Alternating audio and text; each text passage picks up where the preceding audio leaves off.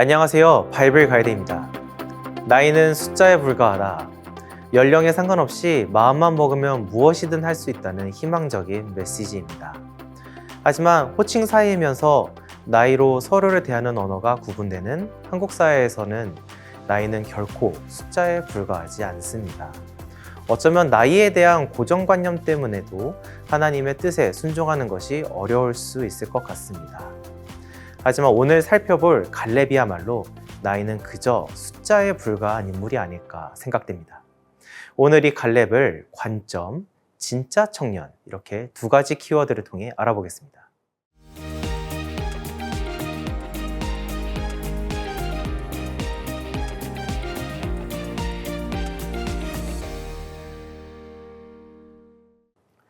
갈렙은 여호수아와 더불어 가나안으로 들어간 출애굽 1세대입니다.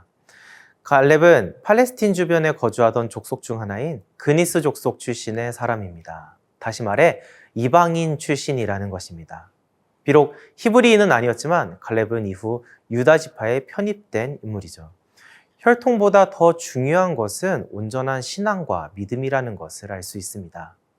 갈렙의 이름은 히브리어로 개라는 뜻을 가지고 있습니다. 당시 고대 긍동의 다른 언어에서는 신에게 충성된 자라는 의미도 있습니다.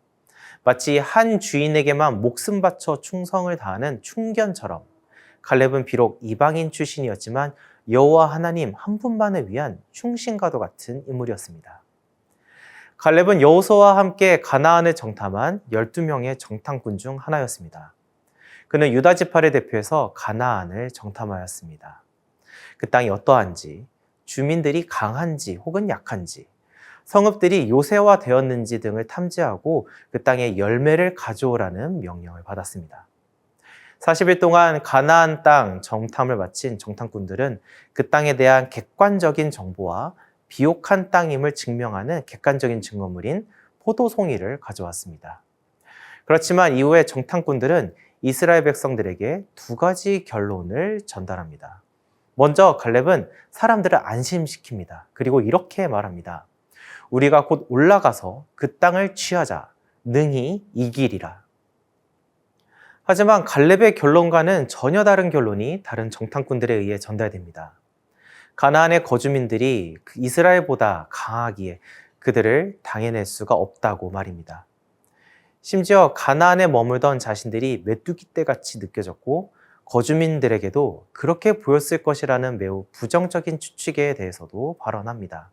그리고 이 발언에 동조해서 이집트로 돌아가고자 하는 백성들의 반응에 갈렙이 여호수아와 함께 반론을 제기합니다.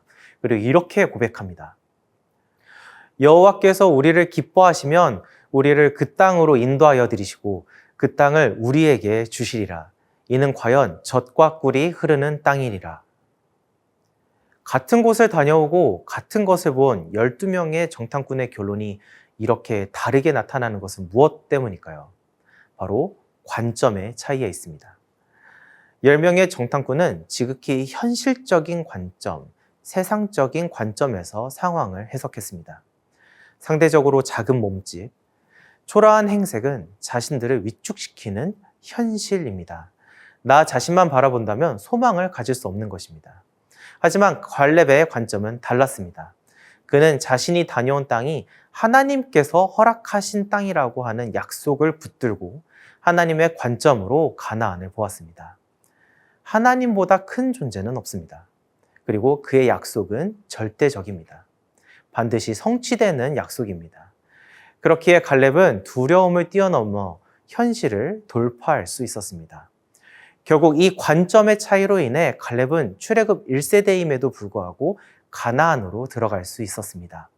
관점의 차이는 생명을 좌지우지할 만큼 큰 결과를 가져다 줍니다. 그리고 그의 다른 관점으로 인해 현실에 타협하지 않는 놀라운 도전의 삶을 이어갈 수 있었습니다. 그가 노인이었을 때도 말입니다. 여호수아서를 통해 우리는 가나안을 정복하는 출애굽 2세대의 활동을 살펴볼 수 있습니다. 하지만 함께 가나안을 정탐했던 여호수아와 달리 갈렙에 대한 기록은 많이 나타나지 않습니다. 14장이 되어서야 갈렙은 여호수아를 찾아갑니다.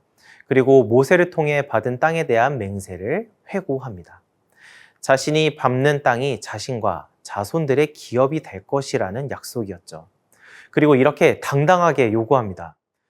그날에 여호와께서 말씀하신 이 산지를 지금 내게 주소서. 가나안을 처음 정탐했을 때 그의 나이는 40세였고 모세에게 맹세를 받았을 때는 45세였습니다. 그리고 이후 40년이 지나 이제는 노인이 된 갈렙이 그에게 약속된 헤브론 땅을 달라고 여호수아에게 요구하고 있는 것입니다. 그의 나이 85세입니다. 갈렙이 스스로 85세가 되었다는 것을 밝혔고 기력이 왕성하다는 자신의 상태를 고백했다는 것은 사실 그도 자신이 늙었다는 것을 잘 알고 있었다는 것을 의미합니다.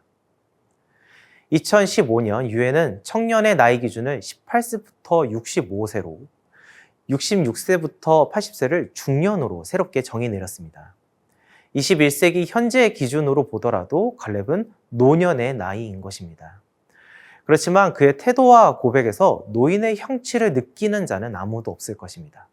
오히려 누구보다도 청년같이 도전하는 자세를 가지고 있습니다.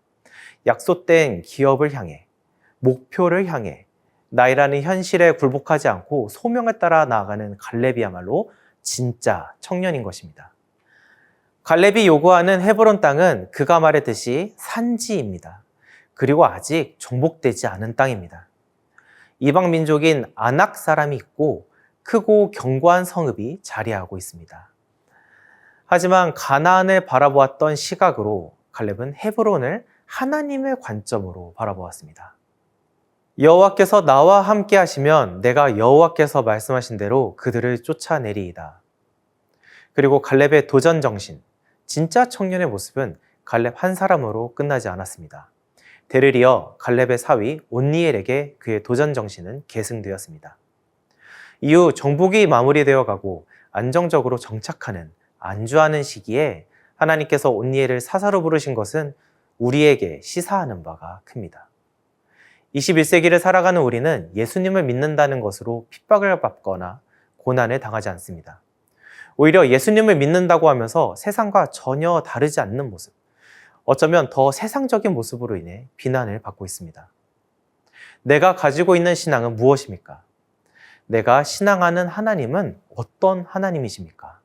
진짜 청년, 갈렙이 신앙하고 의지하는 하나님이 저와 여러분의 하나님이시길 바랍니다.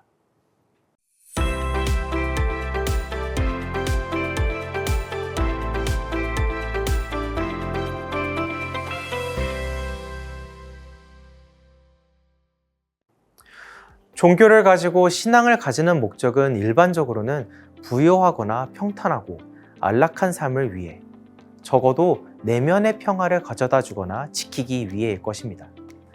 그러한 목적으로 하나님을 섬긴다면 여호와 하나님, 예수 그리스도를 따르는 것이야말로 가장 어리석은 선택일 것입니다. 하지만 갈렙과 동행하신 하나님과 동행하게 된다면 우리는 날마다 도전해오는 현실에 더 이상 짓눌리거나 두려워하지 않을 것입니다. 여호와는 나의 분기시니 나는 주의 말씀을 지키리라. 오늘도 우리의 영원한 분기 되신 하나님을 의지하고 그분의 말씀에 순종해서 갈렙과 같이 담대하게 세상으로 나아가시기 바랍니다. 하나님이 우리와 함께 하십니다.